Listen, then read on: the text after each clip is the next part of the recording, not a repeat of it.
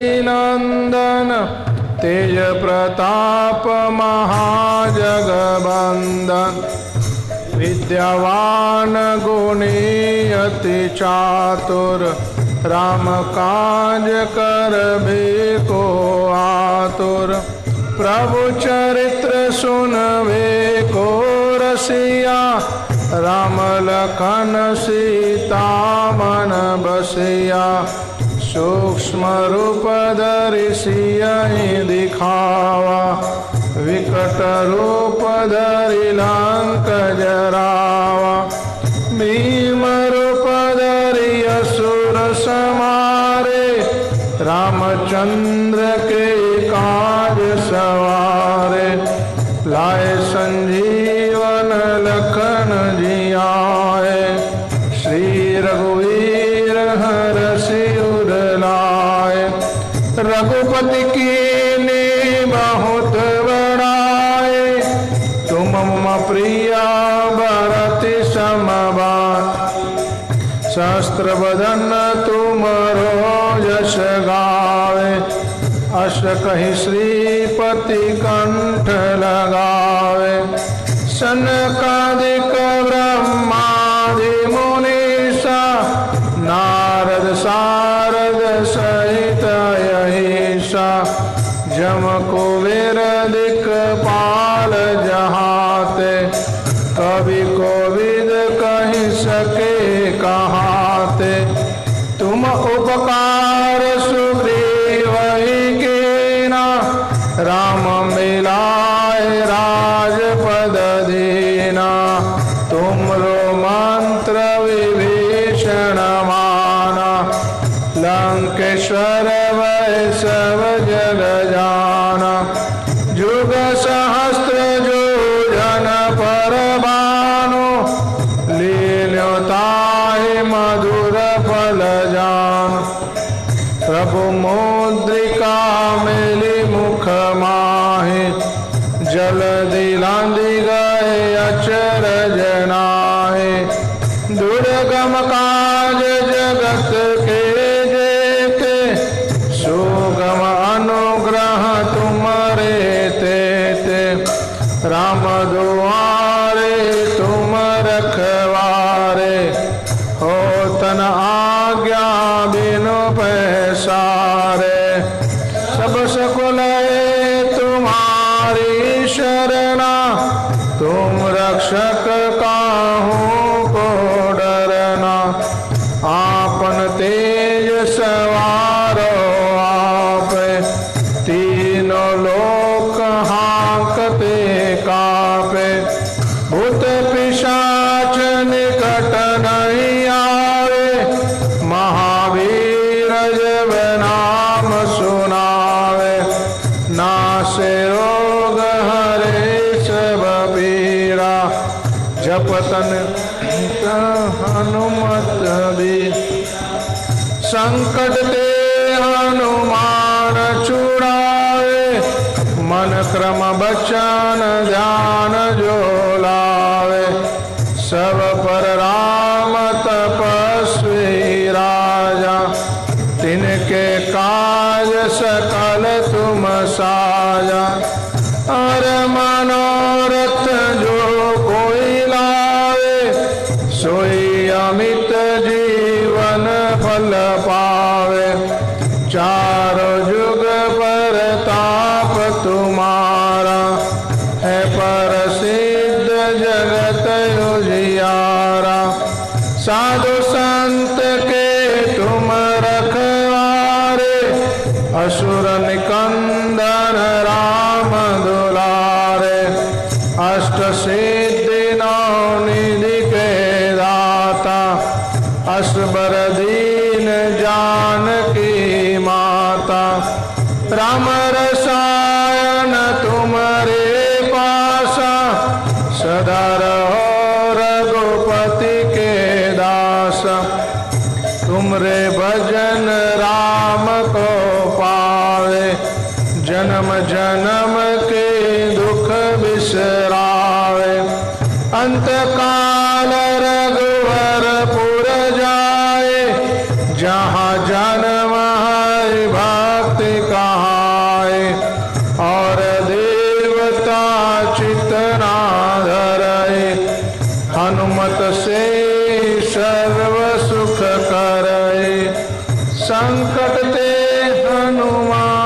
चूड़ा संकट कटे मिटे सब पीरा जो सुमरे हनुमत बलबीरा।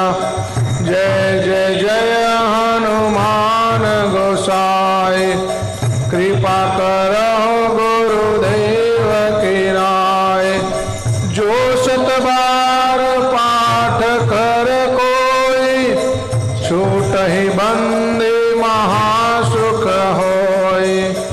जो ये पढ़े हनुमान चालीसा होय सिद्धि साखी गौरीसा। तुलसीदास सदा हरि चेरा कीजे नाथ हृदय मम। पवन तनय संकट हरना मंगल मूर्ति राम लखन सीता सहित हृदय बसहु सुरभु। सियावर रामचंद्र की जय पवन सुत हनुमान की जय। महाराज के भजन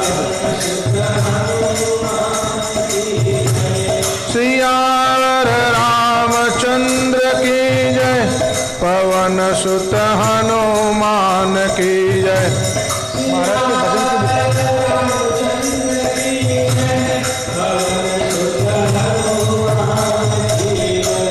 पवन सुत हनुमान की जय सियावर रामचंद्र की जय।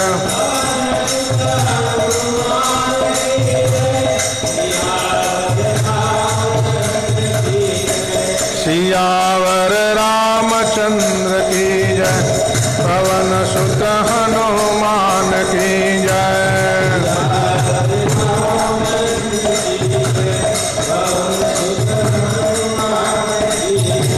पवन सुत हनुमान की जय सियावर रामचंद्र की जय।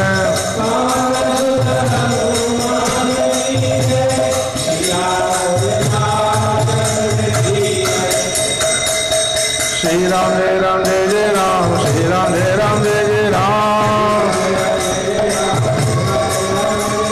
श्री राम जय जय राम श्री राम जय जय राम। श्री राम जय जय राम श्री राम जय जय राम। श्री राम जय जय राम श्री राम जय जय राम। रघुपति राघव राजा राम श्री राम जय जय राम। रघुपति राघव राजा राम श्री राम जय जय राम। श्री राम जय जय राम श्री राम जय जय राम। रघुपति राघव राजा राम श्री राम जय जय राम। रघुपति राघव राजा राम श्री राम जय जय राम। दशरथ राज दुलारे राम श्री राम जय जय राम। कौशल्या के प्यारे राम श्री राम जय जय राम। कौशल्या के प्यारे राम श्री राम जय जय राम। जानकी जीवन प्यारे राम श्री राम जय जय राम। अयोध्या के प्यारे राम श्री राम जय जय राम। राम लक्ष्मण जानकी जय बोलो हनुमान की। राम लक्ष्मण जानकी जय बोलो हनुमान की। जय बोलो हनुमान की राम लक्ष्मण जानकी। जय बोलो हनुमान की राम लक्ष्मण जानकी। राम लक्ष्मण जान की जय बोलो हनुमान के। राम लक्ष्मण जान की जय बोलो हनुमान के। जय बोलो हनुमान के। राम लक्ष्मण जान के जय बोलो हनुमान के। राम लक्ष्मण जान के।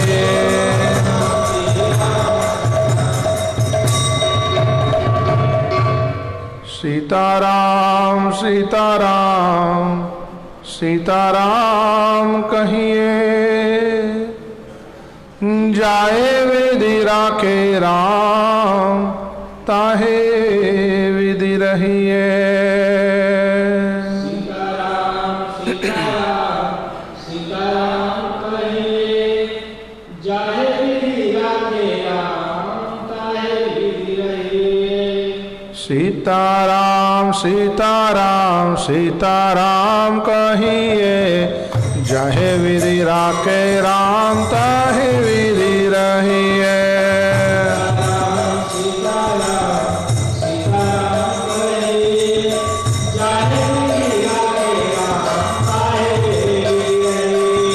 जाहे विधि राखे राम, ताहे विधि रहिए।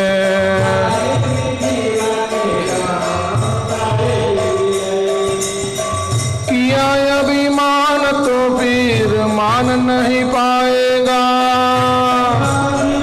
बोलो बोलो।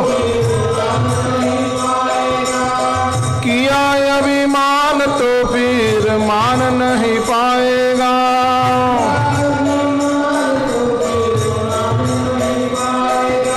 होगा प्यारे वही जो श्री राम जी को भाएगा।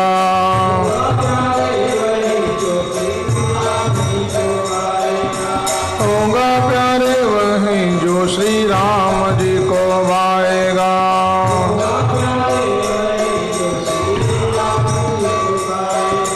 विधि का विधान जान, हानि लाभ सहिए।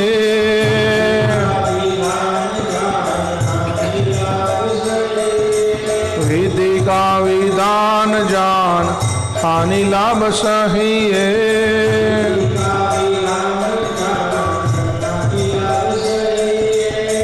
जाहे विधि राखे राम, ताहे विधि रहिए।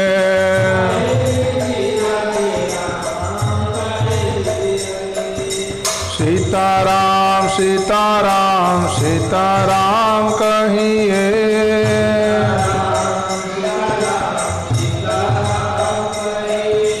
सीताराम सीताराम सीताराम कहिए।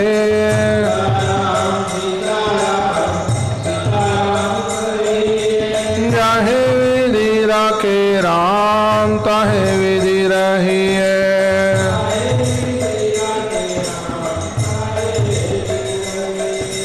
जिंदगी की डोर सौंप हाथ दीनानाथ के।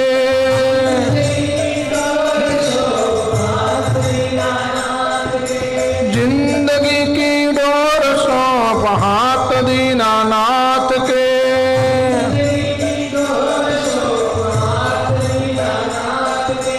महलों में राखे चाहे झोंपड़ी में वास दे।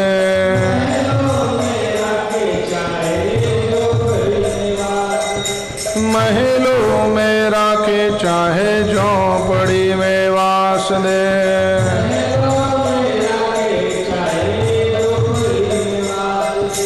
फल आशा त्याग शुभ कर्म करते रहिए।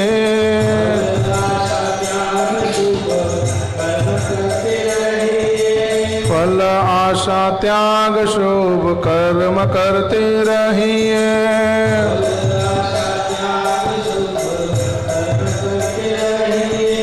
जाहे विधि राखे राम, ताहे विधि रहिए।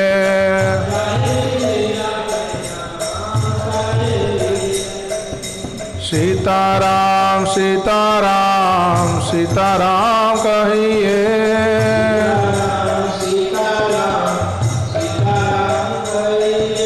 जाहे विधि राखे राम ताहे विधि रही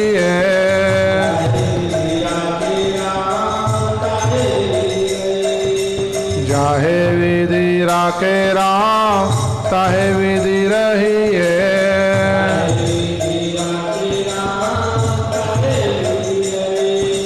आशा एक राम जी की दूजी आशा छोड़ दे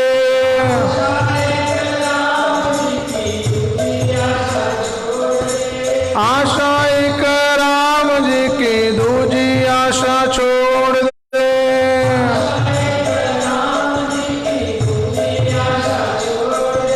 नाता एक राम जी से दूजे नाते तोड़ दे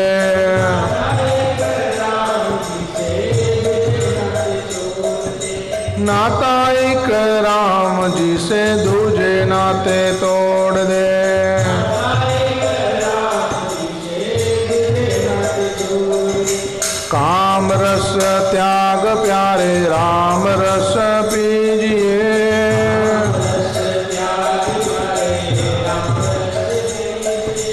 काम रस त्याग प्यारे राम रस पीजिए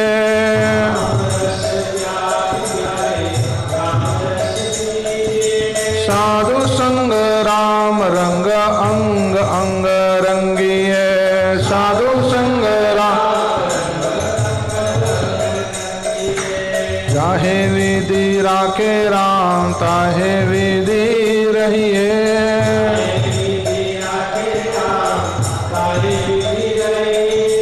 सीताराम सीताराम सीताराम कहिए सीताराम सीताराम सीताराम कहिए सीताराम सीताराम सीताराम सीताराम सीताराम सीताराम सीताराम सीताराम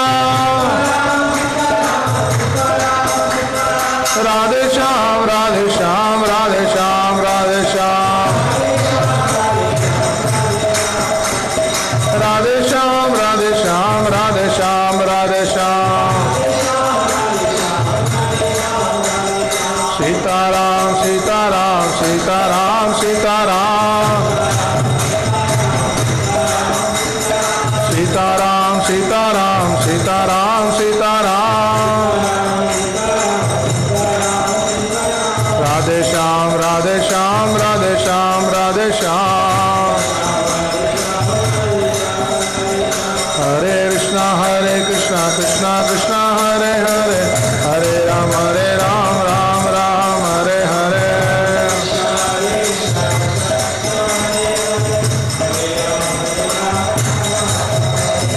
हरे कृष्णा कृष्णा कृष्णा हरे हरे हरे राम राम राम हरे हरे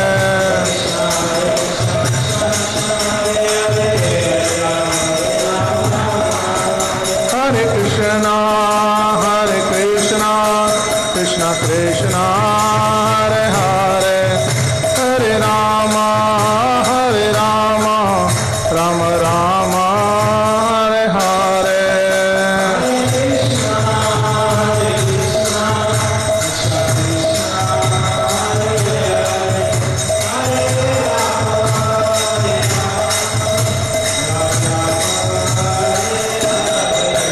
हरि बोल हरि बोल हरि बोल हरि बोल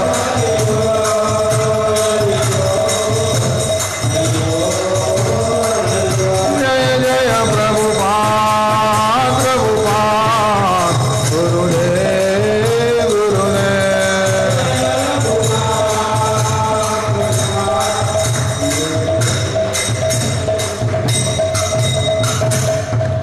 श्री श्री सीताराम लक्ष्मण हनुमान के जगद्गुरु श्रील प्रभुपाद के अनंत कोटि वैष्णव वृंद की जय। रामचरित मानस विमल कथाय कहो चित चाय आसन आई विराजिए श्री पवन पुत्र हनुमान श्रियावर रामचंद्र की जय। हरे कृष्णा। एकत्रित समस्त हरिभक्तों एवं माताओं का हार्दिक स्वागत।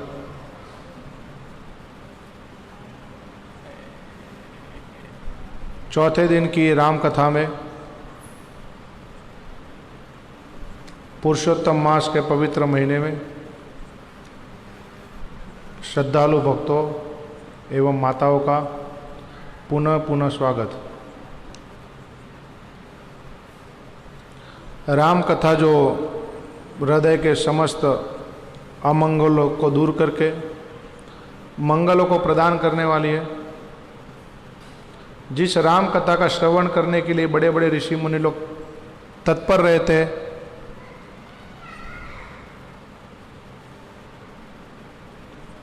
इसी राम कथा को सुनने के लिए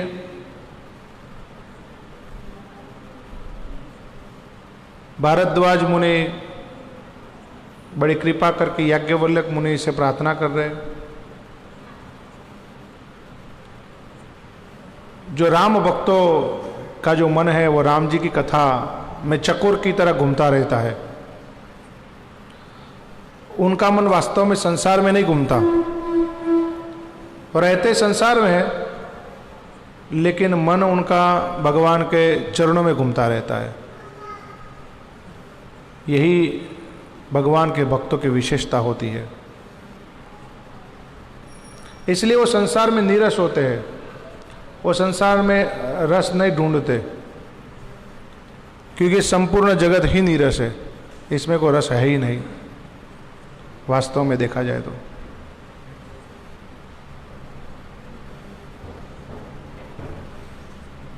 लेकिन राम भक्ति का रस जब तक हमको जड़ जगत में प्राप्त नहीं होता, तब तक हम संसार में बांस चूसते रहते हैं।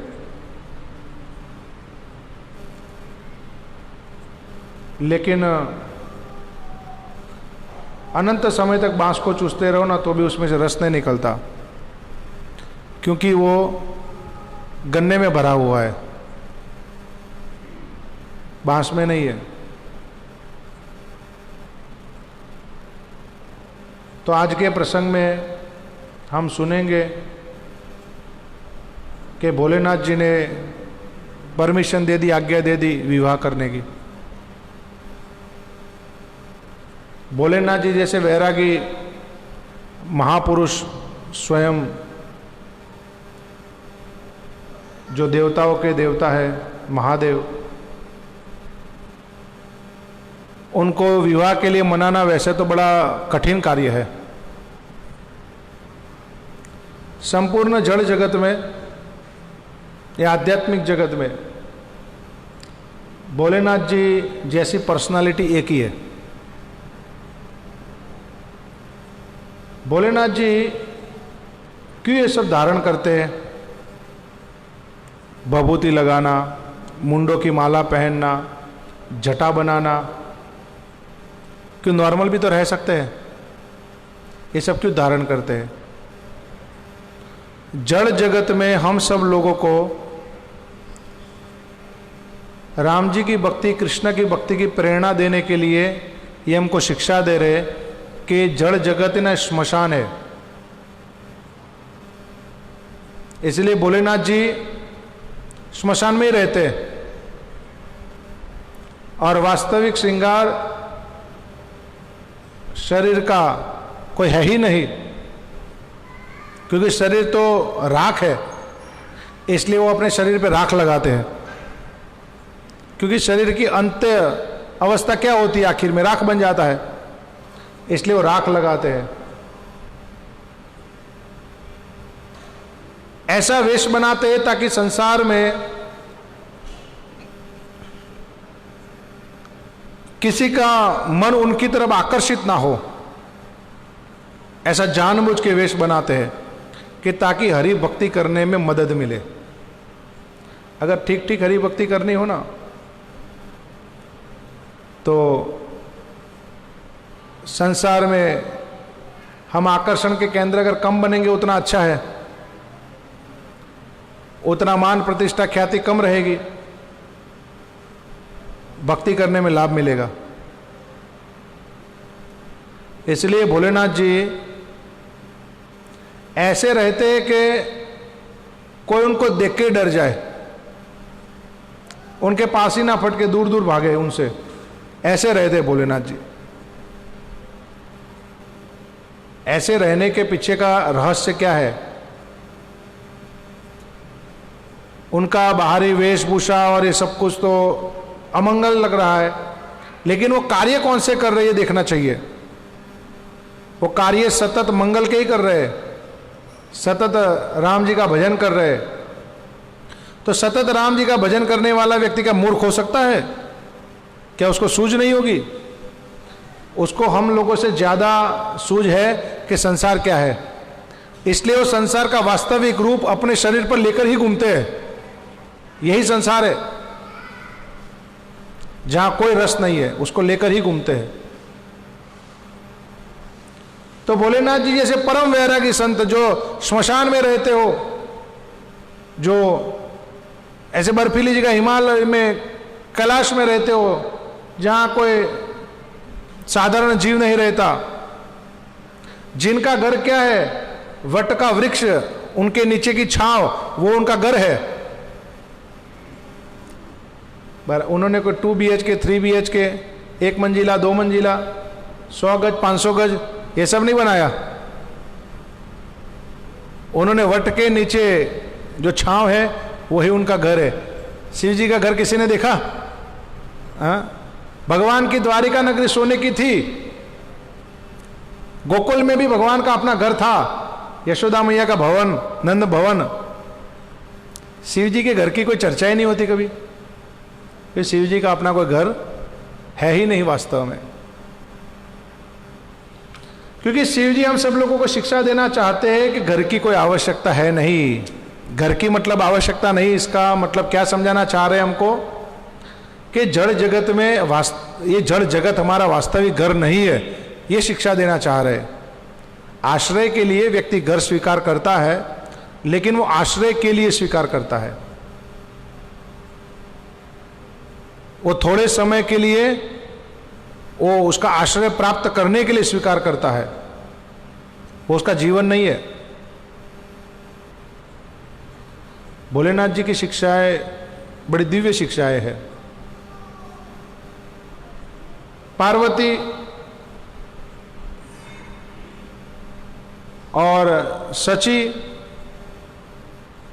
ब्रह्माणी, लक्ष्मी सब एक दिन घूमने के लिए गए इकट्ठे होके। वो बहनें जाती है ना सब घूमने के लिए, माताएं पार्टियां करने के लिए जाते हैं, बाजार में घूमने जाते हैं, कुछ खरीदारी करने जाते हैं, गप्पे शप्पे मारते रहते, सब इकट्ठे हुए हैं। अब सब अपना अपना वैभव, अपना अपना ऐश्वर्य बता रहे। पार्वती भी बहुत सुंदर है, अति सुंदर, और उनके श्रृंगार भी बड़ा दिव्य है पार्वती जी का, उनके मुकाबले में कम नहीं है कोई। रूप भी बड़ा सुंदर है। पार्वती जी का रूप के वर्णन आगे आएगा विवाह के प्रसंग में कि उनका रूप कितना सुंदर है। हाँ, जो शादी में गए देवता थे वो भी पहले तो मोहित हो गए, माँ समझकर भी मोहित हो गए थे। मोहित मतलब काम वासना से मोहित नहीं कि हमारी माँ इतनी सुंदर दिखती है। माता भी तो सुंदर हो सकती है ना। हाँ, ये भी एक भाव है, कोई काम वासना ही हमेशा नहीं होती है। तो देवता तक भी तनिक आकर्षित हो गए। कई बार छोटा बालक होता है, किसी सुंदर माता को देखता है बड़ी उम्र की, कई बार उसके मन में भी आ जाता होगा मेरी माँ ऐसी सुंदर हो। तो ये भी एक भाव है, ये कोई हमेशा काम ही नहीं होता। तो पार्वती देवी बहुत सुंदर दिखती है, वो तो हम माता है हम सब लोगों की। अभी सब लोग इकट्ठे हुए, सब अपनी अपनी चर्चा कर रहे, अपने अपने महलों की चर्चा कर रहे, खान पीने की चर्चा कर रहे, उत्सव रीति रिवाजों की चर्चा कर रहे, बराबर। अब कैलाश में तो कोई उत्सव ही नहीं होते, कोई व्यवहार कोई विशेष होते नहीं कोई वहाँ। बाकी जगह पर सब लोगों का खाना पीना, रहना, उठना, बैठना सब थोड़ा ऐश्वर्यपूर्ण, वैभवपूर्ण होता है। मिले सब लोग इकट्ठे होके। अब परिस्थिति क्या हुई, बहनें मिलती है तो अपने अपने घर की चर्चा करती है। हम ये नई साड़ी लाए, वो कहते हम नए गहने लाए, हम कल पिक्चर देखने गए, हम गाड़ी लाए, हम ये खाए। अगर ठीक बताया जाए तो प्रायः बहनें उससे ज़्यादा ऊपर नहीं सोच सकती, जनरली नहीं सोच सकती। अगर कोई भक्त है तो अलग बात है, जनरली नहीं सोच सकती। मिलेंगे तो कभी ये चर्चा नहीं करेंगे भागवत में प्रसंग बताओ, ये चर्चा नहीं करेंगे मिलेंगे तो, क्योंकि प्रायः कॉन्शियसनेस मेंटालिटी वैसे नहीं होती। तो ये सब चर्चाएं कर रहे हैं। वो कहते हमारा तो महल इतना बड़ा है, वो कहते हमारा महल इतना बड़ा है। बात लक्ष्मी जी के पास पहुंची, लक्ष्मी कहते हमारा वैकुंठ तो अथाह है। अब बात पार्वती के पास है घूम के, हमारा तो एक झोंपड़ी भी नहीं है, महल की बात तो दूर रही, कहने लायक कुछ है ही नहीं, छप्पर भी नहीं हमारा तो बराबर। तो थोड़े वहाँ पर क्या हुआ कि सबके बीच में थोड़ा सा उनको ऐसा लगा कि हमारी तो बेइज्जती हो गई। वापिस आई पार्वती देवी। जब माताओं को कुछ कराना होता है तो उनका भाव भाव रूप रंग सब बदल जाता है, कार्य कराना होता है। तो पार्वती देवी आई, चुप रही, कुछ बोल नहीं रही, लंबी लंबी सांसें ले रही है, कर रही है। भोलेनाथ जी ने देखा, भोलेनाथ जी समझ गए कि आज कुछ लोचा हुआ है, आज कुछ समस्या हुई है बराबर। अभी परिस्थिति क्या हुई, भोलेनाथ जी पूछ रहे, कहते रहने दीजिए जी, कहते नहीं बताओ क्या बात क्या है। नहीं कोई फायदा नहीं आपको बोल के, ये भी एक तरीके होते हैं बात मनवाने के बराबर। तो ये माता इन सब तरीकों में पुरुषों से अनेक गुना ज़्यादा एक्सपर्ट होते हैं, महारत होती है उनकी। ये भगवान ने ऐसी रचना बनाई है उन लोगों की। आखिर भोलेनाथ जी ने पूछा बड़ी विनती करके, भाई आप बता तो दो, जो भी है कुछ मन में रख के क्या फायदा दुख लेके। बता दिया उन्होंने। कहते आज हम ऐसे ऐसे मिले थे, हमारी सहेलियाँ इतने अच्छे बड़े बड़े महलों में रहती है, हमारा कोई महल नहीं, आप कुछ महल तो बनाओ रहने के लिए। भोलेनाथ जी कहते दिक्कत क्या है, यहाँ रह तो रहे, बड़ी सुंदर हवा है, अनुकूल परिस्थिति हो रखी है सारी। हाँ कहते नहीं एक महल चाहिए चाहिए। कहते देवी कोई महल में रहो कैसे रहो, सब एक ही है। कहते नहीं चाहिए चाहिए। भोलेनाथ जी ठीक है ले लो। बहुत सुंदर सा रमणीय महल बना दिया। पार्वती देवी तो प्रसन्न हो गए, नौकर चाकर दास दासिया सब लग गए उसमें, भंडार भरे हुए महल के अंदर सब लग गए। पार्वती तो बड़ी खुश हो गई, अब मैं अपनी सहेलियों के बीच में जाऊं तो अब मेरा कुछ बात बन सकता है, अब मैं भी बराबर के हकदार हूं। सारी सहेलियां बड़ा बड़ा ऐश्वर्य में आती है और मैं साधारण सी थी, अब मेरे पास भी ऐश्वर्य हो गया। ये जड़ जगत है, यहाँ सब ऐसा ही होता है, कंपटीशन ही होती है। चार सहेलियां मर्सिडीज में बैठ के आएगी, एक मारुति लेके जाएगी, तो उसको लोग अलग दृष्टि से देखते हैं, चाहे वो सबसे ज्यादा गुणवान हो, सबसे ज्यादा गुण उसमें हो, लेकिन लोग उसको अलग दृष्टि से ही देखते हैं। ये कलयुग है, ये कलयुग है। सुखदेव गोस्वामी 12वें स्कंद में कलयुग का वर्णन करते हैं कि कलयुग है, जिसके पास धन होगा ना, उसके समस्त प्रकार के अवगुण है ना, वो भी गुण में परिणत हो जाएंगे। ये कलयुग है। समस्त प्रकार के अवगुणों को धारण करने वाला व्यक्ति अगर धनवान होगा तो उसको सत्ता भी मिलेगी और मान सम्मान भी मिलेगा, और कोई व्यक्ति उसके तरफ घृणा नहीं करेगा। ये कलयुग है, ऐसा ही होता है। आप देखो पल्ले दर्जे के बदमाश लोग बड़े आराम से मान सम्मान प्राप्त करके जी सकते हैं, गुणों के तो कोई महत्व ही नहीं है। अब पार्वती देवी को भी अच्छा लगा। भोलेनाथ जी कहते हैं तो अभी फंस गई माया में, घर के मोह माया में फंस गई। और माताओं को घर से थोड़ा अधिक मोह होता है, क्योंकि उन्होंने रहना घर में ही होता है ना पूरा दिन, इसलिए थोड़ा मोह माया भी घर से अधिक होती है। भाई लोग आधा घर पे रहते आधा बाहर रहते, इसलिए भाइयों को थोड़ा कम ममता होती है, बहनों को थोड़ी ज़्यादा ममता होती है। उसको संवारना, संभालना, सजाना, तो आसक्ति बन जाती है इन सब चीज़ों से ऑटोमेटिकली। अभी क्या हुआ, भोलेनाथ जी ने कहा देवी अब ये नया मकान बनाया है, तो कुछ पूजा वगैरह तो करनी पड़ेगी, ब्राह्मण बुला के कुछ पूजा करनी पड़ेगी, कुछ गृह प्रवेश भी तो करना पड़ेगा, बनाया तो अंदर प्रवेश करने के लिए कुछ विधि तो करनी पड़ेगी। कहते हाँ हाँ, कहते फिर कोई ब्राह्मण को न्योता भेजो, ब्राह्मण आएंगे, कुछ पूजा पाठ करेंगे, कुछ गृह प्रवेश कराएंगे तो कुछ बात बनेगी, ब्राह्मण को न्योता भेजो। कहते पतिदेव मैंने एक ब्राह्मण पहले ही बुला रखे हैं, मतलब मैंने न्योता भेज दिया है। अच्छी बात, बहुत बढ़िया बात है। तो ब्राह्मण देवता आ गए, भोलेनाथ जी ने देखा, हो प्रणाम प्रणाम, ब्राह्मण देवता अगस्त ऋषि आ गए। अगस्त ऋषि आ गए, उनको बुलाया, बड़े सम्मान के साथ आए। शिव जी ने भी बड़ा स्वागत किया, पार्वती जी ने भी बड़ा स्वागत किया। अब अगस्त ऋषि आए, उनको चरण प्रक्षालन किया, पूजा वूजा हुई, उनको बिठाला गया। अभी कोई संत महान पुरुष, कोई ब्राह्मण घर पे आए, भोजन कराया जाता है, कुछ भोग अर्पण किया जाता है। उनके मन को जो पसंद आए वैसे उत्तम उत्तम पकवान बनाए। अब जहाँ पार्वती देवी की रसोई हो, जो स्वयं अन्नपूर्णा है, फिर वहाँ किस बात की कमी? वो तो संसार में माया स्वरूपिणी, दुर्गा स्वरूपिणी, सबका भरण करने वाली, तो किस बात की फिर कमी रह जाती है? अब अगस्त ऋषि बैठ गए भोजन करने के लिए। पार्वती देवी अपने हाथों से प्रीतिपूर्वक प्रसाद अर्पण कर रही है। दासिया पार्वती जी को पकड़ा रही है, पार्वती देवी ऋषि को बड़े प्रेम से प्रसाद करा रही है। ऋषि आराम से, कोई जल्दबाजी है नहीं, हाँ, सुबह से शाम कोई काम तो है नहीं दूसरा। ऋषि मन में भजन कर रहे और मुख में भोजन कर रहे, इसलिए भोजन लीला अगर लंबी चले तो कोई आपत्ति है नहीं, क्योंकि वहां भजन तो रुक नहीं रहा, भजन तो मन में चल रहा है और भोजन मुख में चल रहा है। फिर भोजन भी चलता रहे तो कोई आपत्ति नहीं है, कोई समय जा नहीं रहा। ऋषि भी आराम आराम से खाए जा रहे, कोई हर्जा नहीं है। अब जैसे जैसे इनके साथ उल्टा हो रहा है, हमारे साथ होता है कि हम जैसे जैसे ग्रहण करते हैं वैसे वैसे भूख कम हो जाती है। वैसे भूख क्या हो जाती है? कम हो जाती है। हम खाने की स्पीड थोड़ी धीरे करते हैं, बराबर समेटने लगते हैं।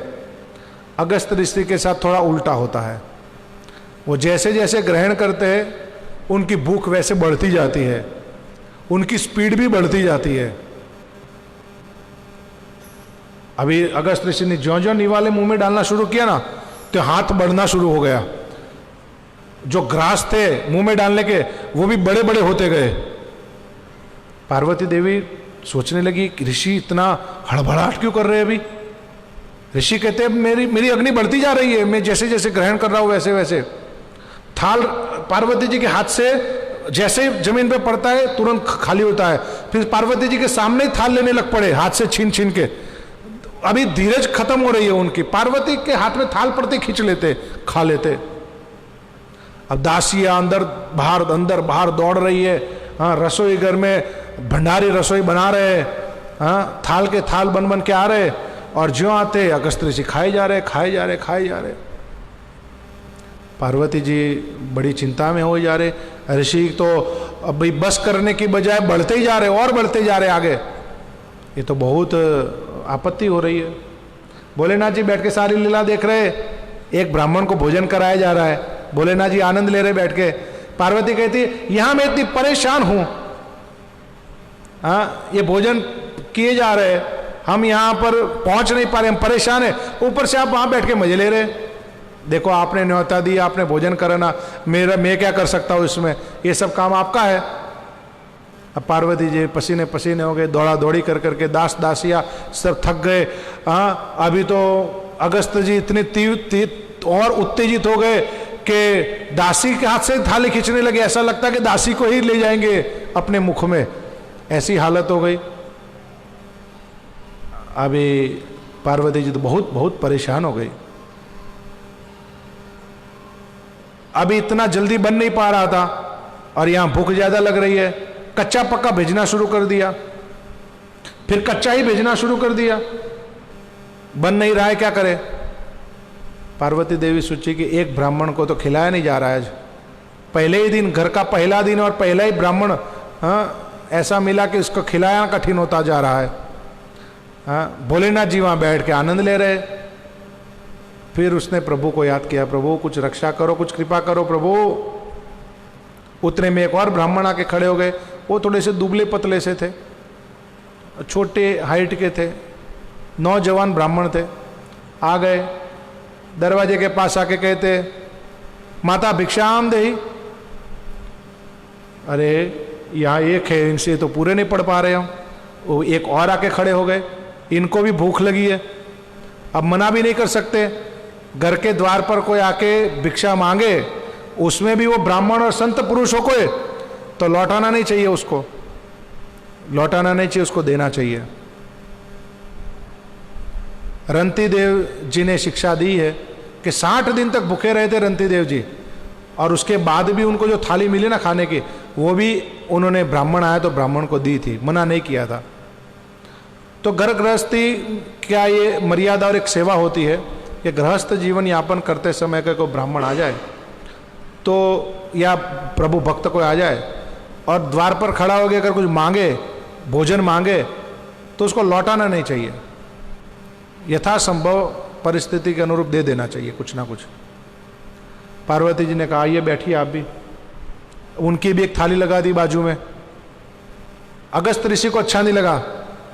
अगस्त ऋषि कहते दूर बैठो, थोड़े पंगत में मत बैठो, पास में बैठोगे तो पंगत बन जाएगी, पंगत बन जाएगी तो फिर नियम कानून लगेंगे, थोड़े दूर बैठो, आपकी और हमारी कोई पंगत नहीं होनी चाहिए, दूर बैठो। क्योंकि पंगत के अपने कुछ नियम होते हैं। साधु समाज में अगर आप भोजन करने बैठो तो पंगत के कुछ नियम होते हैं। थाली में कुछ बड़ा तो सीधा खाना नहीं शुरू कर देते, सबकी थाली में पड़ जाए, जय वगैरह बुलाई जाए, फिर ग्रहण किया जाए, बीच में 1-2 बार फिर जय बुलाई जाए। 1-2 साधुओं का हो गया है तो बैठेंगे, सबका हो जाएगा तो जय जय करके सिर्फ खड़े हो जाएंगे सब लोग। ये कुछ मर्यादाएं होती है खाने पीने की, उठने की, बैठने की सब। तो अगस्त ऋषि नहीं चाहते थे, वो कहते हम तो यहीं बैठेंगे, बोले ढीठ है, वहीं बैठ गए। अभी उनको एक थाली दी, उसमें थोड़ा सा पदार्थ दिया, उन्होंने खाया और डकार लगाई। अभी वो और देने आए तो कहते बस बस बस हो गया मेरा। अगस्त ऋषि देख के बड़े क्रोधित हो रहे, क्या बस बस, अभी इन्होंने बाजू में बैठ के बस कर दिया तो मैं कैसे खा सकता हूं। तो पार्वती देखे थे थोड़ा और ग्रहण कीजिए, आपने तो कुछ खाया ही नहीं, थोड़ा और ग्रहण कीजिए। हाँ, इतना सा तो आपने खाया है। किसी के घर जाओ तो व्यक्ति आग्रह करता है ना, उसके हृदय का भाव होता है थोड़ा ज़्यादा खिलाया जाए, थोड़ा ज़्यादा खिलाया जाए।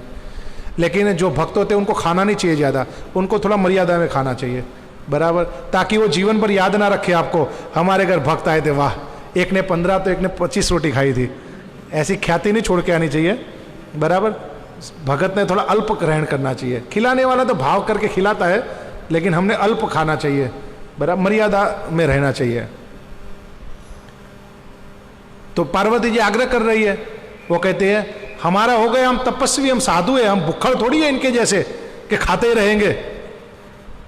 अगस्त ऋषि को बड़ा क्रोध आ गया और उन्होंने हाथ धो के आचमन कर लिया।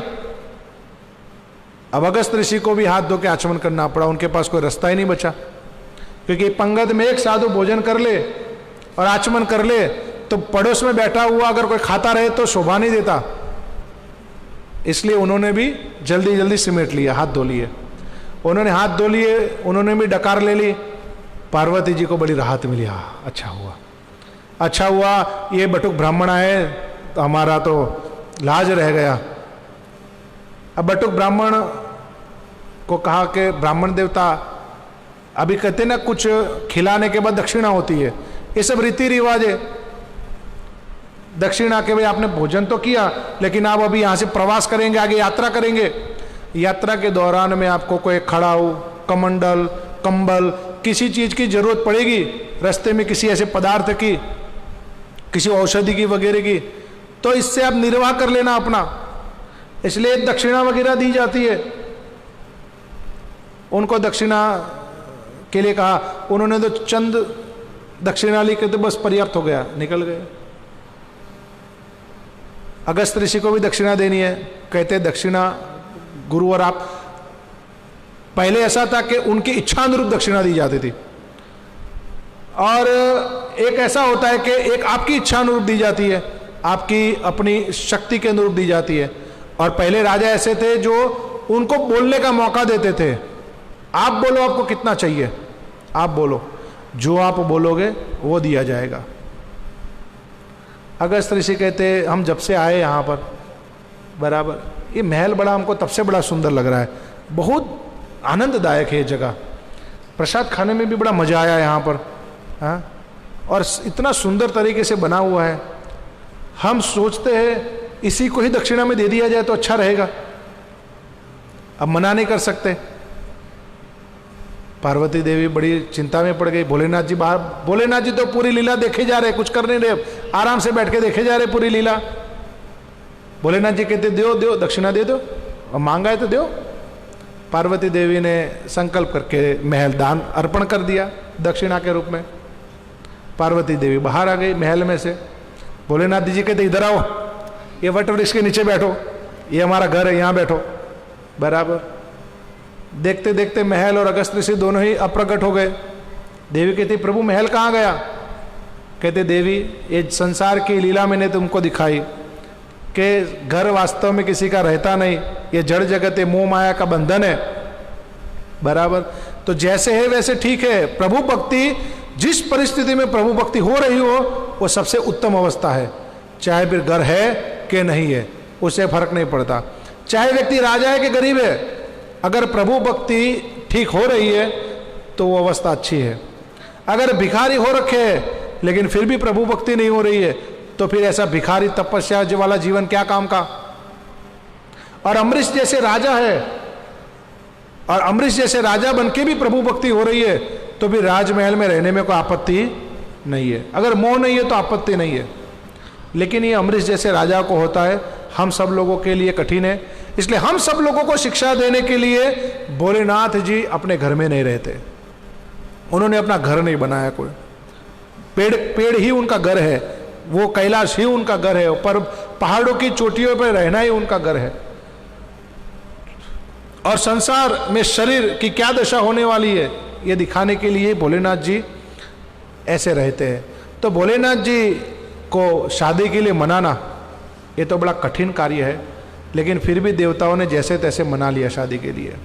भोलेनाथ जी को शादी के लिए मना लिया, इस बात का पता जब सप्त ऋषियों के माध्यम से हिमालय जी को पता चला, तब हिमालय जी ने क्या किया, बड़े सुंदर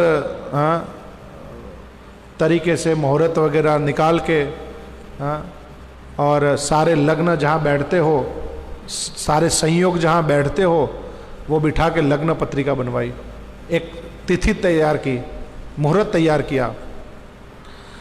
हृदय विचार शंभु प्रभुताए, सादर मुनिवर लिए बुलाए, सुदिन सुन खतु सुगरी सोचाए, बेगी वेद विधि लगन धराए। अब हिमालय जी ने क्या किया, लग्न निश्चित कर दिया। लग्न निश्चित करके वो जो तिथि थी किसको दी, वो किसके हाथ में सौंपी, सप्त ऋषियों के हाथ में सौंपी। देखो यार लग्न कराने में के लिए कौन कौन आगे आ रहा है, नारद जी, सप्त ऋषि, देवता, ब्रह्मा, ये सब लोग तो लग्न कराने के लिए आगे आ रहे हैं। शिव जी के लग्न कराने में कितने लोग लगे हुए हैं और सब एक से एक महान है।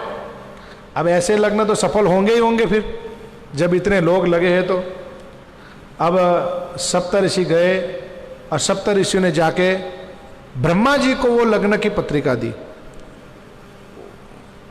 और ब्रह्मा जी ने देखा, ब्रह्मा जी बड़े प्रसन्न हो गए, और ब्रह्मा जी ने जाके प्रभु से कहा, प्रभु आपके लग्न की तिथि निश्चित हो गई है। जो वरराजा है उसको तो कुछ पता ही नहीं, वो तो भजन कर रहे, लग्न की तैयारी में लगे लोग, इधर उधर सब आना जाना कर रहे। भोलेनाथ जी को तो कुछ पता ही नहीं, कौन सा तैयार हुआ भाई दिन।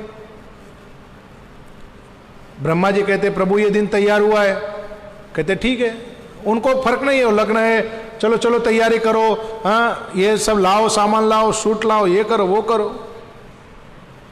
कोई आसक्ति नहीं है, ठीक है हो जाएगा, चल पड़ेंगे, उसमें क्या बड़ी बात है। अब लग्न का न्योता ब्रह्मा जी ने देवताओं को, विष्णु को, सबको भेज दिया। सब लोग अपनी धर्म पत्नियों के साथ साथ सुंदर सुंदर आभूषणों के साथ वहां पर प्रकट हो रहे। और अब सब लोग तो आ रहे, सज धज के आ रहे, लेकिन कोई जो वर राजा है उसको भी तो सजाओ, उसको भी तो सजाना पड़ेगा। लग्न तो उनका होने जा रहा है यहाँ पर। तो सब लोग तो तैयार होके आ रहे और एक से उत्तम एक वस्त्र अलंकार ग्रहण करके अपने अपना फ्लाइट लेके विमानों में बैठ बैठ के आ रहे। देवता फ्लाइट से नीचे चलते ही नहीं, मोटर कार तो होती नहीं उनके पास, बैलगाड़ी मोटर गाड़ी, तो उन्होंने जब चलना है फ्लाइट से ही चलना है। बराबर सारे देवता का अपना अपना विमान और अपने अपने ट्रैक बने हुए हैं, उसी में आराम से घूमते हैं सब लोग आकाश मार्गों में। कितना आधुनिक टेक्नोलॉजी पहले हो रखा है देखो। अभी तो सब आ गए, अभी यहाँ शिव जी को भी तो तैयार करना है, तो शिव जी को तैयार किया जा रहा है। शिव जी का श्रृंगार कैसे किए, वहाँ ब्यूटी पार्लर कहाँ, ऐसा कौन ब्यूटी पार्लर वाला बुलाएगा जो शिव जी का श्रृंगार करे, क्योंकि श्रृंगार ही बड़ा विचित्र है। कैसा श्रृंगार है, शिव ही शंभु गण कर ही श्रृंगारा। अब श्रृंगार करना है तो लोग भी वैसे ही चाहिए, शिव जी के गण चाहिए, दूसरे बुलाएंगे तो हो नहीं सकता। जटा मुकुट अरि मोह सवारा, कुंडल कंकन पहरे ब्याला, तन विभूति पटके हरि छाला। क्या क्या श्रृंगार किया, बाघ की छाल लगाई कमर पे और पूरे शरीर में बड़ा सॉफ्ट सा पाउडर लगा दिया, भस्म। बड़ी बड़ी जटाएं हैं। अब जटाओं में क्या लगाया है, सांपों से जटाएं बांधी है। अब रस्सी तो होनी चाहिए, सांपों से जटाएं बांधी है। कंकालों की माला पहनी है, अलग अलग जगह बिच्छू और सांप लपेटे हुए हैं। हाँ, ये कुंडल बुंडल कुछ नहीं है, छोटे छोटे सांप यहां हाथों में। ऐसा श्रृंगार भोलेनाथ जी का हो रहा है। बराबर रसील लाट सुंदर सिर गंगा, नयन नीति उपबीत भुजंगा, गरल कंठ उर नरसिल माला, अशिव भेष शिव धाम कृपाला। गंगा माता का चिन्ह लगा हुआ है, गंगा माता उसमें विराजमान है। मुंडों की माला है, गले में अलग अनेकों प्रकार के नाग धारण करे रखे हुए हैं, हाथों में त्रिशूल और डमरू लिए हुए हैं। ऐसा श्रृंगार भोलेनाथ जी का हो गया है। हाँ, और बाराती लोग भी आए। अभी देखो यहाँ पर किसी की शादी होती है, चाहे अपनी गाड़ी ना हो तो दूसरे की भी मांग के लाते हैं, लेकिन गाड़ी उस दिन बढ़िया होनी चाहिए। ससुराल जाना है, वहाँ पर कुछ अपना कुछ इंपॉर्टेंस होना चाहिए। भले ही मांग के ले जाओ, हर जा क्या है, लेकिन ले बढ़िया जाओ, इज्जत का सवाल है। अब भोलेनाथ जी को भी तो गाड़ी चाहिए, शादी में जाना है, भोलेनाथ जी के लिए गाड़ी लाए। भोलेनाथ जी के लिए बैल लेके आए। बैल पे बैठ के कोई शादी करने जाता है? हाँ, भोलेनाथ जी बैल के ऊपर बैठ के जा रहे शादी करने के लिए। अभी एक दूल्हे को बैल पे बिठाओ, कैसा लगेगा? शादी करने जा रहा हो, भोलेनाथ जी बैल पे बैठे शादी करने जा रहे हैं।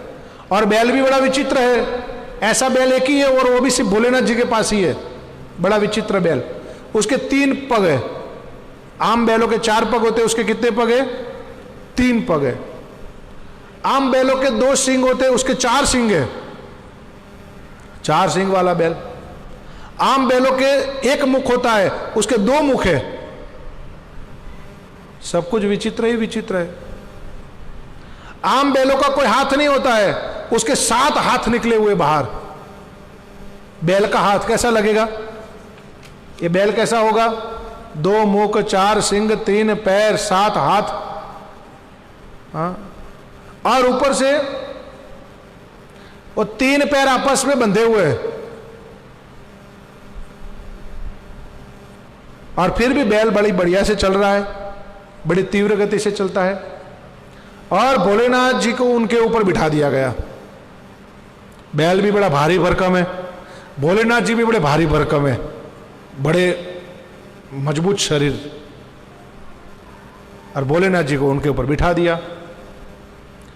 अब सब लोग तो अपना अपना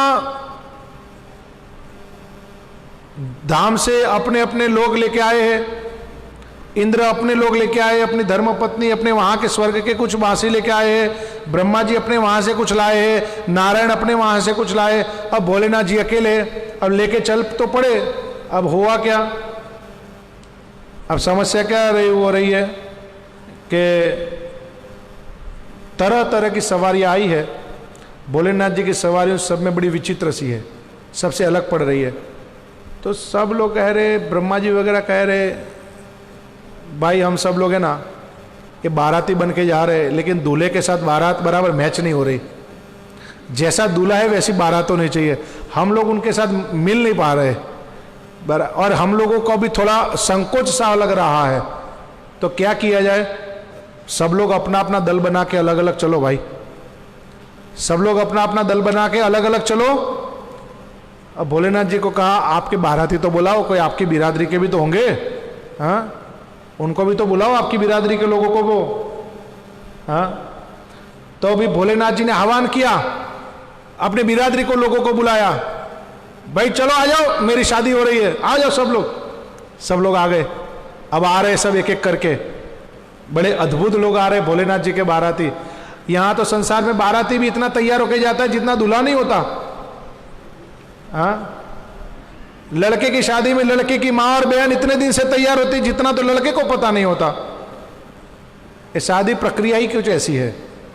ये शादी का प्रकरण ऐसा है कि व्यक्ति के जीवन का सबसे आनंददायक प्रसंग है ये।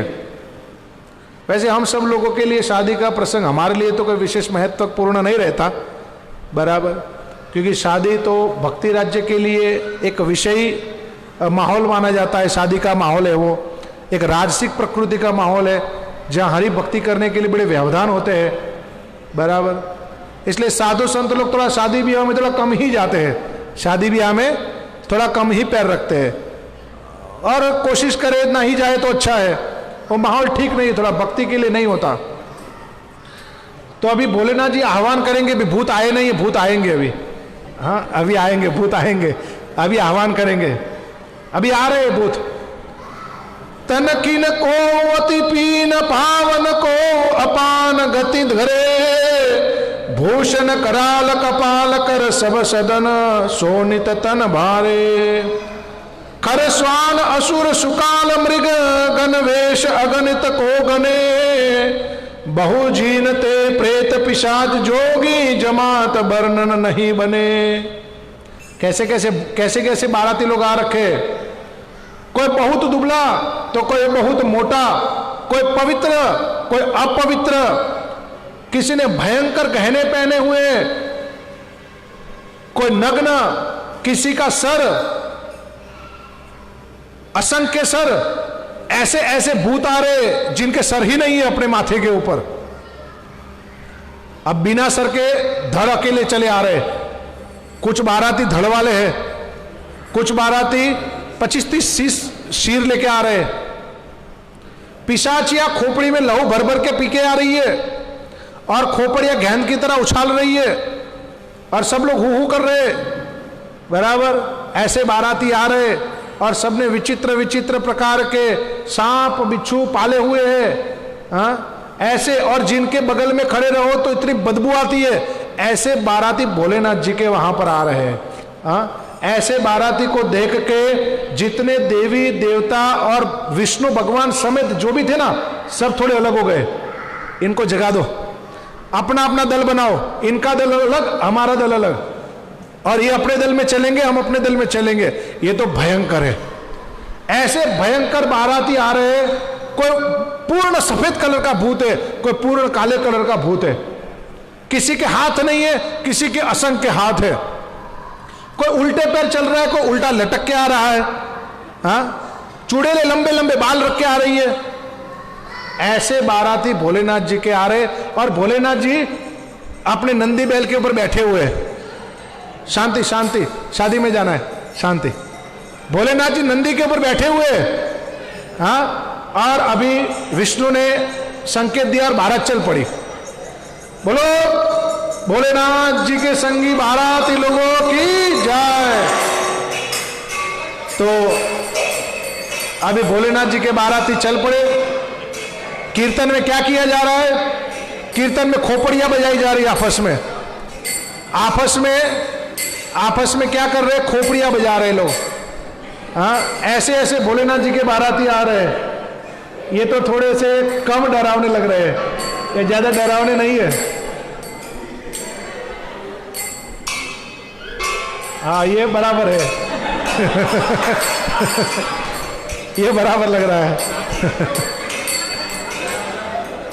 अभी ऐसे बारातियों के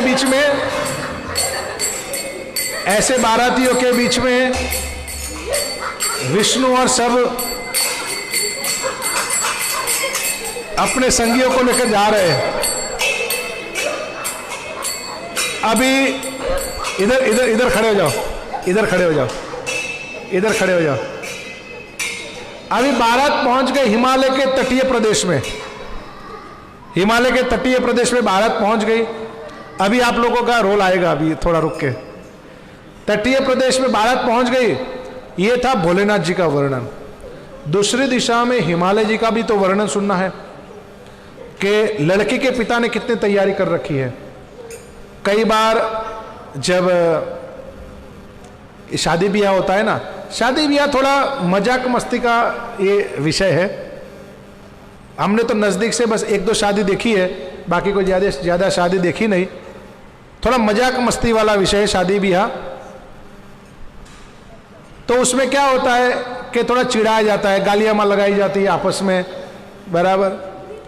तो यहाँ पर और कई बार लड़के के पक्ष से चलने वाले लोग होते हैं ना, वो कहते हैं ना, आज तो इतने बाराती ले जाएंगे और इतने भुक्खड़ बाराती ले जाएंगे, तुम्हारे ससुर का सारा खाना ही खत्म करवा देंगे। हाँ, देखते हैं तुम्हारे ससुर ने क्या बनाया है। और बाराती जब वहां पहुंचते हैं तो बढ़िया स्वागत नहीं होता ना, तो लोग कोसते रहते हैं, अरे क्या रे, तेरे ससुर को बोला नहीं था पहले से मेरे इतने मित्र आने वाले हैं, उनके लिए अलग से खाने की व्यवस्था करे, उनके लिए टेबल लगवाए, बहुत कुछ बोलते हैं। ये थोड़ा समय ही ऐसा है। शिव जी के शादी में भी ऐसा ही हुआ है।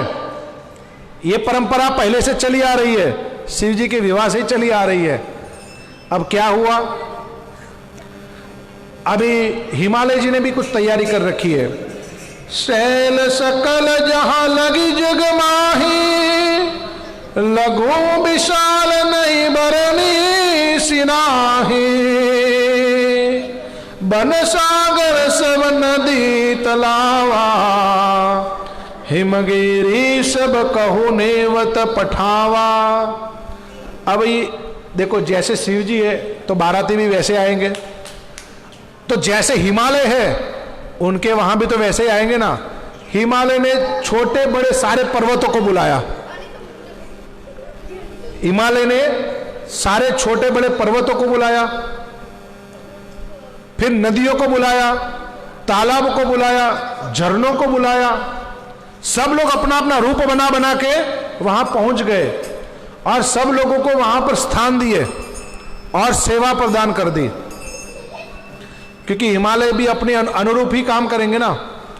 और जो जो उत्तम से उत्तम प्रकार के बागान, फलों के, फूलों के रमणीय प्रदेश, तटीय प्रदेश, झरने, ऐसे उत्तम तरीके से निर्माण कर दिए गए हिमालय के ऊपर कि बाराती जब वहां पहुंचे ना, देखो किसी का मकान करोड़ों का होता है, कई बार वो उतना सुंदर नहीं दिखता जितना सुंदर कोई पहाड़ का कोई छोटा सा प्रदेश दिखता है। किसी पहाड़ी प्रदेश में चले जाओ और कोई सुंदर सा नेचुरल ब्यूटी बनी हो, उसमें जो झरना बहता हो ना, वो इतना सुंदर दिखता है कि जितना सुंदर तो करोड़ों का मकान भी नहीं दिखता, नेचुरली है। तो इस प्रकार से हिमालय जी ने नेचुरली सब कुछ तैयार कर दिया है, क्योंकि अपनी बेटी की शादी है, एक लौती बेटी है, उनको बड़ा प्रेम करते हैं, वो सब तैयार कर दिया है। अब क्या हुआ कि सबके मन बड़े प्रसन्न है, सब लोग भोलेनाथ जी के साथ जा रहे। देवताओं का अपना स्वार्थ है, समझना, देवताओं का अपना स्वार्थ है। देवताओं का शिव जी का विवाह कराने के पीछे शिव जी का विवाह कराने के पीछे देवताओं का स्वार्थ है, वो स्वार्थ आगे आएगा। आगे वर्णन आएगा कि शिव जी और पार्वती से उत्पन्न होने वाले जो कार्तिक के पुत्र है, हाँ, उनका जन्म करा के जो राक्षस का वध करना है, वो स्वार्थ है देवताओं का। इसलिए देवता जो बाराती बन के आए हैं, वो अपने भले के लिए आए हैं, और फोकट में मौका भी मिला है शादी में जाने का, दोनों ही हो रहा है, सब लोग अपना अपना मस्त है। अब क्या हुआ, भोलेनाथ जी थोड़ा पीछे आ रहे, बाकी सब लोग थोड़ा आगे आगे चल रहे। तो जो बच्चे होते हैं ना, बच्चे, उनके मन में बड़ा उमंग होता है, शादी के दिन में बच्चों के मन में बड़ा उमंग होता है। जो बड़े बुजुर्ग घर में होते हैं, माताएं घर के अंदर झांक के देखती है, और बच्चों को बड़ा उमंग होता है। तो हिमालय जी के वहाँ जो उनका जो परिवार सब रहते हैं, उनके जो बिरादरी के लोग, उनमें जो छोटे छोटे बच्चे हैं ना, वो लोग कह रहे हमको भारत देखने जाना, भारत देखने जाना है, भारत आ रही, भारत देखने जाना है। तो तुलसीदास जी बड़ा सुंदर वर्णन कर रहे, एक एक एक एक चीज का वर्णन कर रहे भोलेनाथ जी की भारत का, भारत देखने जाना है हमको। तो माताएं बच्चों को कहती जाओ तुम भारत देखो, और जो देखोगे हमको आके बताना, क्योंकि हम तो बाहर देखने नहीं जा सकते, हम बाहर देखने नहीं जा सकते, तो तुम जाके जो देखोगे वो आके हमको बता देना। बच्चे बड़े खुश हो गए, बच्चे देख रहे एक से एक दिव्य आभूषणों से अलंकृत देवी देवता सब लोग आ रहे अपने अपने विमानों में बैठ के। बच्चे कहते वाह, इतने सुंदर तैयारी बारात आ रही है, वाह। उसमें सबसे आगे चल रहे भगवान विष्णु। अब जहां विष्णु स्वयं आगे चल रहे हो, वो बारात कैसी दिखेगी, फिर सुंदर ही दिखेगी। बच्चे कहते जीजा जी तो बड़े अच्छे लग रहे, हाँ। अभी जो विष्णु को देखे सब कहिए जीजा जी है, सब बच्चा के प्रणाम करे, नमस्ते नमस्ते नमस्ते नमस्ते, बराबर। विष्णु कहते ये कुछ गलती खा रहे, इनको कुछ भ्रम हो रहा है, ये मुझे दूल्हा समझ रहे हैं। सब बच्चे आगे नमस्ते नमस्ते कर रहे हैं। अब क्या हुआ, शिव जी कहते थोड़ा भेद तो खोलना पड़ेगा। अब सब नमस्ते कर रहे, ये तो अनजाने में जब सब कुछ जा रहा है, तो थोड़ा भेद खोलना पड़ेगा। वो बच्चे कहते नमस्ते नमस्ते, विष्णु कहते हम कुछ नहीं समझते, हम बाराती नहीं है, हम कुछ नहीं समझते, दूल्हे पीछे आ रहे, हम तो उनके संग आए, हम कोई वरराजा नहीं है, हम तो संग आ रखे हैं, दूल्हा तो पीछे आ रहा है। अच्छा, सब लोगों का ध्यान हटा विष्णु जी से, सब देख रहे हैं। अभी ब्रह्मा जी आए और देवी देवता आए, और धूल उड़ रही है आकाश में, बराबर अमंगल ही अमंगल दिख रहा है, हाँ। ऐसे ऐसे लोग दिखाई पड़ रहे, बच्चे देख के डरना कांपना शुरू कर दिए। अभी तो कोई बंदा नहीं दिखा, उतने में कांपना शुरू कर दिए। उतने में अकेले अकेले कंकाल आ रहे, ऊपर वो नहीं है, चमड़ी चर्बी नहीं है, अकेले कंकाल चल के आ रहे, कंकाल आ रहे, बिना सिर वाले आ रहे, पिशाचनियां, डाकिनियां, भूतनियां सब आ रही है, हाँ, और नाच रहे। और शिव जी भी सबके साथ में शिव जी को रखा है, सब लोग आनंद से झूम रहे, हाँ।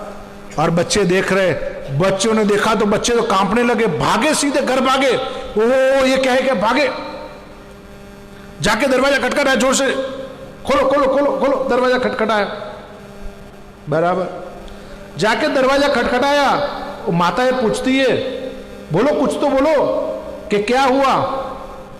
कहते कुछ तो बोलो क्या हुआ। तो वो कहते क्या बोले, पहले दरवाजा खोलो, कुछ बोलने के लिए है नहीं, पहले दरवाजा खोलो। डर रहे बच्चे। धरी धीरज तहाँ रहे शयाने, बालक सबले जीव पराने, गए भवन पूछहि पितु माता, कहहि वचन भय कांपति घाता। सारे बालक भय के साथ कांपते हुए वापस चले गए, डर रहे, अपने माता पिता को खटखटा रहे, खोलो खोलो खोलो दरवाजा खोलो, अंदर आने दो, अंदर आने दो, डर लग रहा है। माता बोलती क्या हुआ क्या हुआ। जीजा जी को देखा, कैसे लगे जीजा जी। अरे जीजा जी को देखने के तो जीने का मन करता है, ये जीजा जी जिनको देखने को तो मरने का मन करता है। ये जीजा जी नहीं है, ये तो मरजा जी है, खोलो खोलो, ये ऐसे जीजा जी है। ओ ये तो सब बच्चों ने विवरण बताया। बच्चों ने जब विवरण बताया, उनके माता पिता कांपने लग पड़े। ओ ऐसा हो गया, बात मैना तक पहुंच गई। मैना बहुत दुखी हो रही है। ओह, मैना इतना दुखी हो रही है कि मेरी फूल सी सुकुमारी कन्या का ऐसा पति, ऐसे भारती, हमने कौन से पाप किए? नारद ने हमारे से किस पाप का बदला लिया? क्यों हमारे साथ नारद जी ने ऐसा किया? मैना बहुत ज्यादा दुखी हो रही है। अभी बाराती आ गए, सबसे पहले तो देवता वगैरह आ गए, उनको अपनी अपनी जगह पर बिठाल दिया गया। बराबर जहां जहां उचित आसन व्यवहारिक रूप में जो शोभा देता है वैसा वैसा दे दिया गया। सभी लोगों का उतरने का स्थान निश्चित कर लिया था। फिर शिव जी के जो गण आए उनको जो व्यवस्था करके दी थी वो व्यवस्था भी उन्होंने उथल पुथल कर दी सारी। लेकिन शिव जी बड़े धीर गंभीर है। गण उनका एक भी ठीक नहीं है, लेकिन शिव जी बड़े धीर गंभीर है। महाभागवत वैष्णव जैसे लक्षण प्रकट हो रहे शिव जी को देखते ही। अब वो बारातियों का स्वागत करने जाए कौन? हाँ, और मैना वहां दुखी हो रही है, नारद जी के नाम को कोस रही है। अपनी बेटी को कहती, बेटी भले बारात वापिस चली जाए तो चली जाए, हमारा नाम खराब हो जाए तो खराब हो जाए, लेकिन मैं तुम्हारा ब्याह इतना सुनने के बाद इनसे नहीं करा सकती। मां का हृदय दुखी हो गया। अब कौन मां चाहेगी जिसके दूल्हा ऐसा हो, हाँ, और बाराती ऐसे आ रखे हो? कोई चाहता है ऐसे बाराती? हाँ, कोई दूल्हा चाहता है ऐसा? मैंने ने कहा कि बेटी तुम जो कहो, लेकिन मैं तुम्हारी शादी नहीं कराऊंगी इनके साथ। मना कर दिया। लेकिन परिणाम क्या हुआ? पार्वती जी ने समझाया कि मां चिंता मत करो, नारद जी ने कुछ कहा है तो बड़ा सोच समझ कर ही कहा होगा। नारद जी कुछ कभी ऐसा नहीं कहेंगे। नारद कर में कहा बिगाड़ा, भवन मोर जिन बसत उजाड़। कर्म में कहा बिगाड़ा? नारद जी मैंने क्या बिगाड़ा था आपका? बराबर क्यों बोल रहे ऐसा? जननी विकल विलोक भवानी, बोली जुत विवेक मृदुवाणी। फिर भवानी कहती है मां चिंता मत करो, आप संकोच मत करो, नारद जी ने कुछ किया है सब कुछ अच्छा ही होगा। और ऊपर से हर व्यक्ति के अपने कर्मों की लेखनी होती है। कर्म लिखा जो बारो पावा, तो कत दोष लगाओ कहां। जो कर्म में लिखा है, अगर बावरापति लिखा है, अगर बावरापति लिखा है तो बावरा प्राप्त कर लेंगे, उसमें दूसरों को दोष नहीं देना चाहिए, जो मिला उसको स्वीकार कर लेना चाहिए, ये मेरा कर्म है। पार्वती माता ने शिव जी को नहीं देखा, लेकिन नारद मुनि ने कह दिया कि शिव जी आपके लिए परफेक्ट है। तो पार्वती जी ने देखा नहीं है, लेकिन फिर भी, और जिन्होंने देखा है वो भयभीत हो गए हैं, फिर भी पार्वती जी कहती है मैं शिव जी से विवाह करूंगी, कोई आपत्ति नहीं मुझे, ये मेरा कर्म है। बराबर। और जो कर्म है उसके लिए फिर किसी को दोष क्यों दिया जाए, उसको स्वीकार कर लेना चाहिए। तब नारद जी आ गए। नारद जी ने देखा शादी करने से पहले ये बहुत दुखी हो जा रहे, तो मैना के पास आ गए और आके कहा सुनो देवी, ये मैं जिस कार्य को कराने जा रहा हूं ना, आप इसको साधारण मत समझो, उसको साधारण मत समझो। ये जो आपकी पुत्री है ना, ये वास्तव में भोलेनाथ जी की अनंत जन्मों की अर्धांगिनी है। ये माता सती स्वयं है। पहले दक्ष कुमारी थी पहले ये, लेकिन परिस्थितिवश उन्होंने शरीर त्याग दिया, अब वो आपके घर में जन्म लिए है, तो आपकी पुत्री नहीं है, ये तो जगत जननी मां भवानी है। इनका और भोलेनाथ जी का तो सदा सदा का मिलन है। ये तो हम सब देवताओं ने ये परिस्थिति देख के इनके साथ विवाह कराने का प्रयत्न कर रहे हम। इनका तो संबंध नित्य नित्य का संबंध है, इसलिए पार्वती जी का इनका संबंध तो कोई आज नहीं होने जा रहा है। और ये आप अमंगल मत देखिए, पार्वती जी तो सदा इनके साथ रहती है, और भोलेनाथ जी अगर अमंगलकारी होते तो जगत उनकी पूजा ना करता। इसलिए भोलेनाथ जी जैसा वर पार्वती जी को मिल ही नहीं सकता, और उनके लिए यही वर है, उनका कोई दूसरा वर होता भी नहीं है, ये तो उनके नित्य वर है। तब सारी कथा जब पूर्व जन्म की बताई ना, तब मैना के हृदय में शांति आई। अच्छा, ये सती ही है जो मेरे घर में पार्वती बन के प्रकट हुई है। मैं तो सिर्फ अपनी पुत्री समझती थी इनको, ये तो नित्य भोलेनाथ जी की अर्धांगिनी है। तब फिर उनके मन में बड़ी शांति हुई। अब कोई आपत्ति नहीं, विवाह कराओ, कोई चिंता नहीं, अब तो ये तो होना ही होना है, तो नित्य की बात है। तब जाके फिर वो प्रसन्न हुई, और प्रसन्न होने के बाद माता ने फिर खुद सारी चीज़ों को उठा लिया। सारी स्वागत विधि, सारी विधियों को खुद अपने ऊपर उठा लिया। और फिर वही विधि की जो विधि आज हम यहाँ देखते हैं ना, ये भी गांधर्व विवाह। गांधर्व विवाह इसलिए बोलते हैं कि ये वेद विवाह है। अभी हम यहाँ जो हमारे हिंदू संस्कृति में जो विवाह हो रहा है ना, ये जो रीति वगैरह, ये वैदिक विधि है। लेकिन अभी क्या हुआ है कि लोग थोड़ा इसमें रुचि कम लेते हैं, लेकिन ये वास्तविक, ये सत्य है। ये हिंदू धर्म में होने वाला विवाह ही सच्चा विवाह है। बाकी यवन और मलेच्छों के जीवन में होने वाला विवाह सच्चा विवाह नहीं है। उसमें कोई वैदिक क्रिया नहीं है, इसमें कोई देवताओं की अनुमति या आशीर्वाद नहीं है, भगवान के आशीर्वाद नहीं है। ये तो आमने सामने का अंडरस्टैंडिंग है, कबूल है, बस अंडरस्टैंडिंग है, बराबर। हिंदू धर्म के अनुरूप होने वाला, हिंदू धर्म का मतलब तो वास्तविक सनातन धर्म होता है, जो वैदिक धर्म होता है, उसका पालन जो कर रहे हैं और जो विवाह हो रहा है वही सत्य विवाह है। शिव जी के साथ भी ऐसा ही हुआ था। फिर मैना अपने बहुत सारे सहेलियों को लेके गई और शिव जी का उन्होंने स्वागत तिलक किया। शिव जी के वहाँ आए हुए लोगों को मीठी मीठी गालियाँ कही उन्होंने।